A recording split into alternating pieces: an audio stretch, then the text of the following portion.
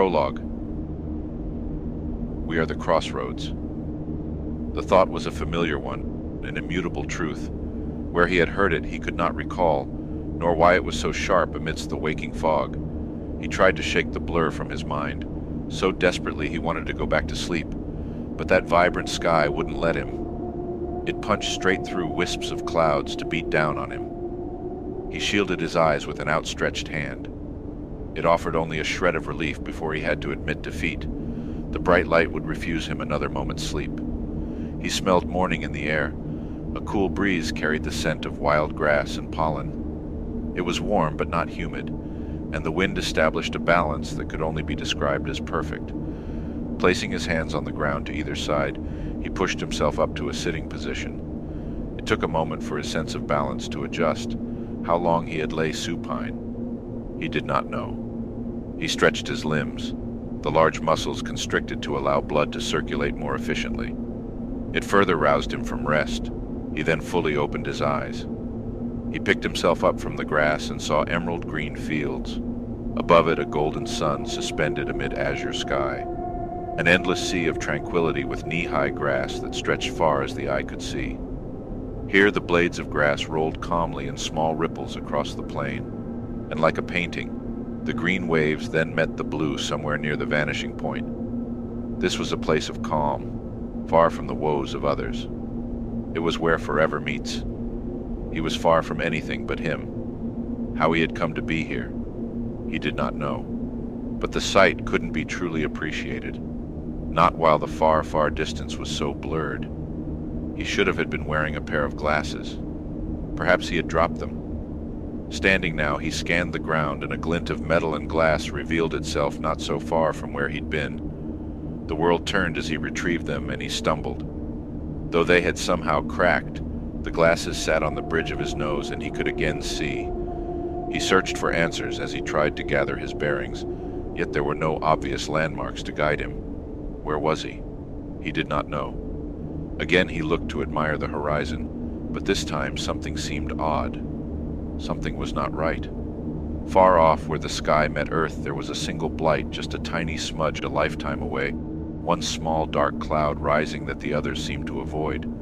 As he struggled to focus, the dark grew. It was then he noticed the cool breeze had quit. The air stood still, and its scent was stale, burnt, rotten. The heat grew and was soon unbearable. The dark cloud was nearer, larger, hungrier. He now saw it for what it was. Hundreds of thousands of forms in a march. This was an army, and they marched toward him. They still could have been miles away, but the plumes now reached across the sky, like giant fingers closing around him despite a dead wind. These towers of smoke closed much faster than those marching below, black jaws about to clamp down on its prey. He didn't want to look at what was coming. It felt like something told him not to. He was hardwired to not acknowledge such a thing. Its simple presence forced him to flinch and try to forget all about it. The revulsion controlled his entire body. He felt nauseous just knowing it was there. But he had to make himself look. Why? He did not know. They moved with such precision. Each step was sure and million strong. It brought a growl from the earth they tread upon. All carried themselves tall with pride and purpose, the posture of a person that was uncaring in what they had done and certain in what they would yet do.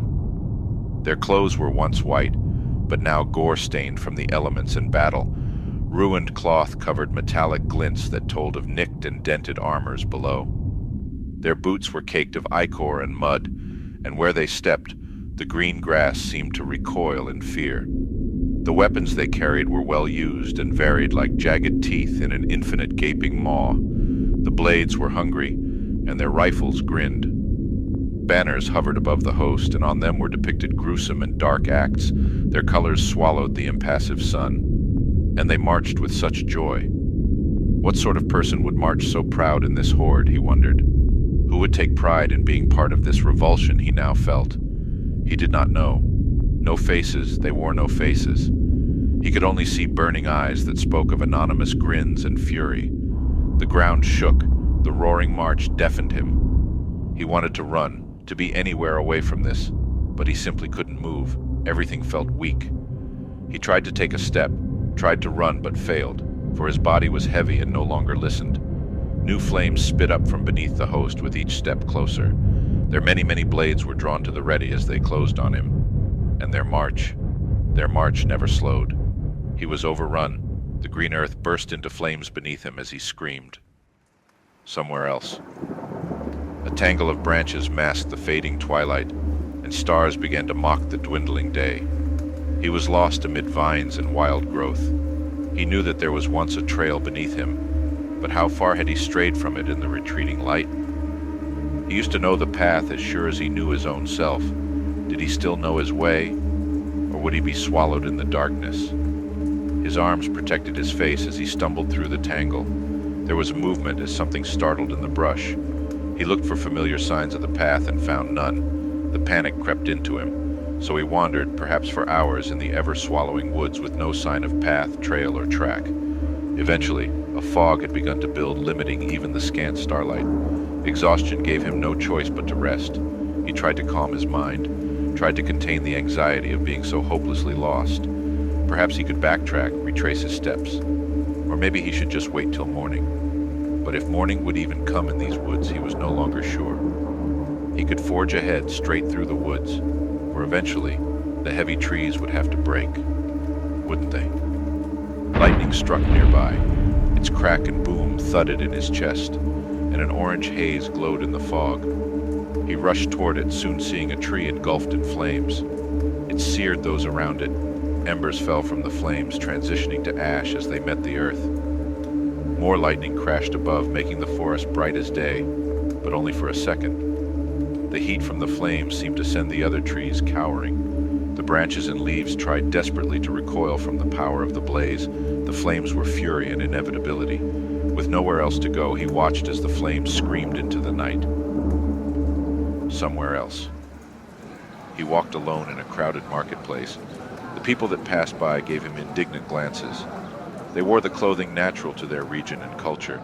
He knew he stood out, marked plainly by his uniform and gear as a threat, an occupier, an oppressor.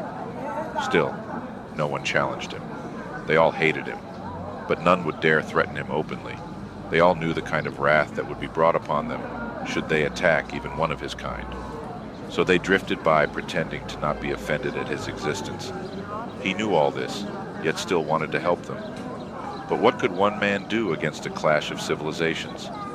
He checked his weapons and gear, making sure all was in place. An explosion happened. Debris and flames spat across the market. People were suddenly just not there anymore. Body parts and fluids acted as secondary shrapnel for the blast. The wave hit him, and as he tumbled backward, the corpses of the market buried him. Somewhere else. She tried to wake them up, but no one listened. She pleaded with them to focus, but she was drowned out by the screaming. They barraged her with confused and trivial matters. Old slights and petty complaints accosted her when she knew there was something much more important for them to focus on. She yanked and tugged away in a haze of exhaustion. It was to no avail. They would not budge in their demands of her, but they still screamed at her. Some begged, others accused, and she let the various forms of anger and grief crush her. Still, she begged them to stop, and still they shouted over her. Every one of them demanded her attention, which she could not give, and no matter what she told them, they screamed their selfishness at her, until she was swallowed by the screams and lost herself within. Somewhere else.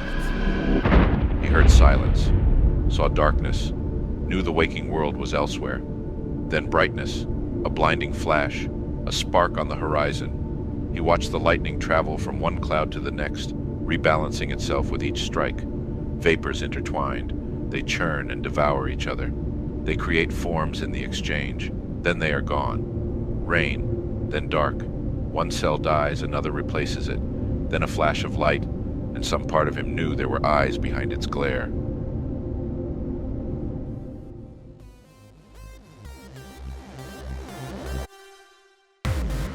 Thank you for listening to this enhanced audiobook. Don't forget to like and subscribe.